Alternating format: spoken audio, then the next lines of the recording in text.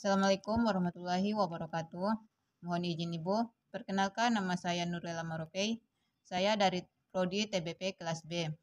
Di sini saya akan menjelaskan tentang parameter kualitas air pada budidaya perikanan.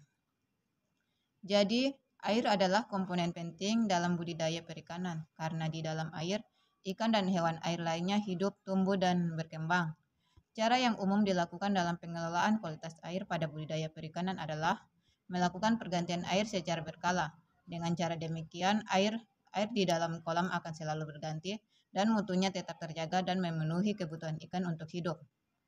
Air yang dapat digunakan sebagai budidaya ikan harus mempunyai standar kuantitas dan kualitas yang sesuai dengan persyaratan hidup ikan.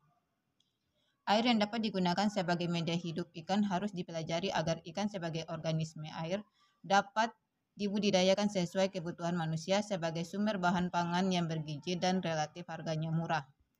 Air yang dapat memenuhi kriteria yang baik untuk hewan dan tumbuhan tingkat rendah yaitu plankton sebagai indikator paling mudah bahwa air tersebut dapat digunakan untuk budidaya ikan.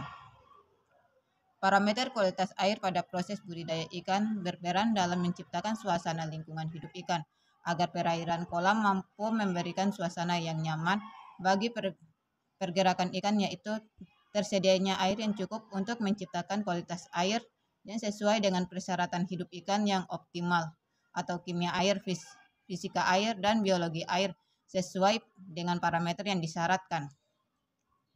Tersedianya pakan alami yang cukup dan sesuai, serta terhindarnya dari biota yang merugikan bagi kelangsungan hidup dan perkembangan ikan atau hama dan penyakit ikan. Pengkondisian kualitas air sebagai upaya menciptakan parameter kualitas air dan kesuburan air agar sesuai dengan persyaratan untuk hidup dan pertumbuhan ikan, agar lingkungan perairan kolam mampu menyediakan sesuai yang optimal bagi kehidupan dan pertumbuhan ikan optimal, sehingga pada akhir masa pemilihan dapat diperoleh produktivitas kolam yang tinggi. Pengelolaan kualitas air. Yang pertama, sumber air. Berdasarkan asalnya, sumber air yang dapat digunakan untuk kegiatan budidaya ikan dapat dikelompokkan menjadi dua, yaitu air permukaan dan air tanah.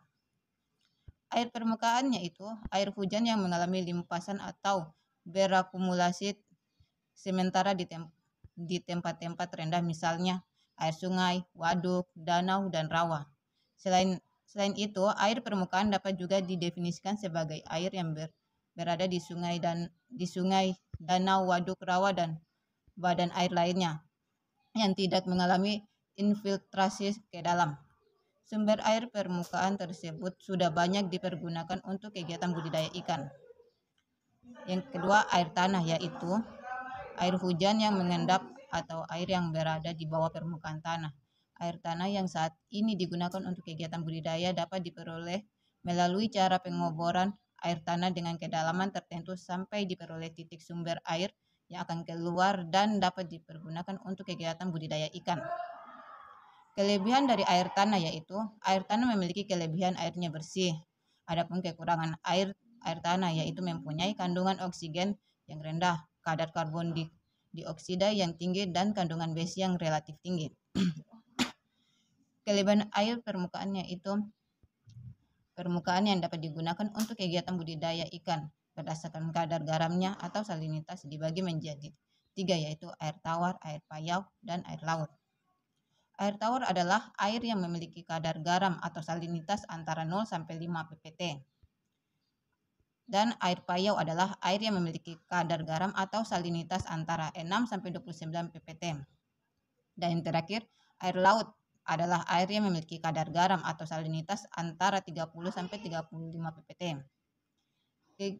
Ketiga air ini dapat dipergunakan untuk kegiatan budidaya ikan. Pada air tawar dipergunakan untuk membudidayakan ikan air tawar, pada air payau dipergunakan untuk membudidayakan ikan air payau, dan air laut untuk membudidayakan ikan air laut. Air permukaan ini dapat diklasifikasikan berdasarkan lamanya terakumulasi dalam suatu tempat dibagi menjadi 2, yaitu perairan tergenang atau lentik, antara lain adalah danau, waduk, dan situ. Yang kedua adalah perairan mengalir atau lotik, antara lain adalah sungai, saluran, saluran irigasi, dan air laut. Mungkin itu saja sedikit penjelasan dari saya tentang parameter kualitas air pada budidaya perikanan.